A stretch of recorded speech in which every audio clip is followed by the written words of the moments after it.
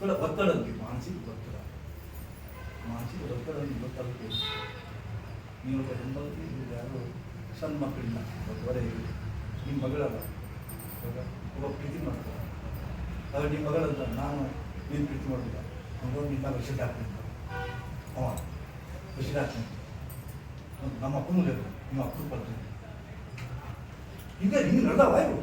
ಆ ಹೊತ್ತಿನಾಗ ಆ ಹುಡುಗಿಗೆ ಒತ್ತಡ ಎಷ್ಟಾಗಿದೆ ಮನೆಗೆ ಹೇಳೋದಿಲ್ಲ ಅವನು ಫೋನಲ್ಲಿ ಈ ಒತ್ತಡ ಮೀಟರ್ಗೆ ಗೊತ್ತಾಗ್ತೈತಿ. ಮೀಟರ್ ಹೆಂಗೆ ಬಿ ಮೀಟರ್ ಐತಿ ಒತ್ತಡದ ಮೀಟರ್ಗೆ ಗೊತ್ತಾಗ್ತೈತಿ. ಒತ್ತಡ ಅಂತ ಹೊತ್ತಿನಾಗ ಶುರು ಆಗೋದು ವ್ಯಾಧಿ ನಿಮಗೆ ಬರ್ತಕ್ಕಂಥ ನಾ ಬಂದ 2006ದಾಗ ಅಮೇರಿಕಕ್ಕೆ ಹೋಗಿದ್ದು ಬಂದು ಪ್ರತಿ ಕ್ಷಣಕ್ಕೂ ಅಲ್ಲಿ ಕ್ಯಾನ್ಸರ್ ಹಾಸ್ಪಿಟಲ್ ನಾ ಅಂತಿದ್ದ ನಮ್ಮ ದೇಶದಾಗ ಇಷ್ಟು ಇವತ್ತು ತಾಲೂಕಿಗೆ ಒಂದು ಕ್ಯಾನ್ಸರ್ ಹಾಸ್ಪಿಟಲ್ ಇದ್ದಾವೆ, ಜಿಲ್ಲಾಗೊಂದು ಕ್ಯಾನ್ಸರ್ ಹಾಸ್ಪಿಟಲ್ ಇದ್ದಾವೆ.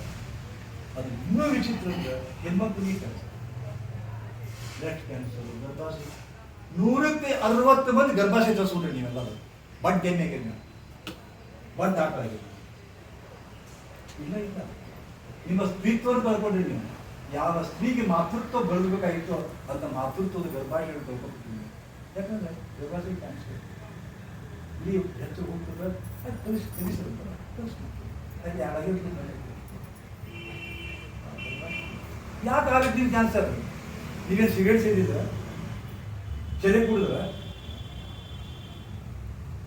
ಏನು ಕೆಟ್ಟ ಕೆಲಸ ಮಾಡಿಲ್ಲ ಇತ್ತು ಏನೇನು ಹೊಲಿಸ್ತಿದ್ದು ಯಾಕೆ ನಿಮಗೆ ಕ್ಯಾನ್ಸರ್ ಬರಬೇಕು? ಪ್ರಶ್ನೆಗೆ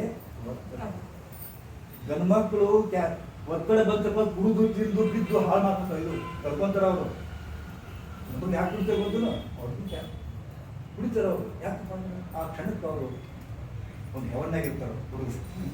ಹೌದಾ ಸ್ವರ್ಗ ಹೊರಗೆ ಅದಕ್ಕೆ ಹೆಂಡತಿ ಮೇಲೆ ಕೈ ಇಟ್ಟು ಹೇಳಿದ್ರೆ ಅವ್ರು ಯಾಕಂದ್ರೆ ಹೆವನ್ ಸ್ವರ್ಗ ಇರ್ಲಿಕ್ಕೆ ಅವ್ರು ಮಾಡ್ತಾರೆ.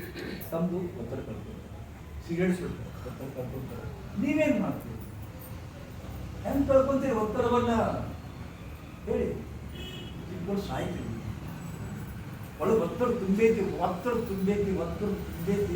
ಅದೆಲ್ಲ ಹೊಂದುವಂಥದ್ದು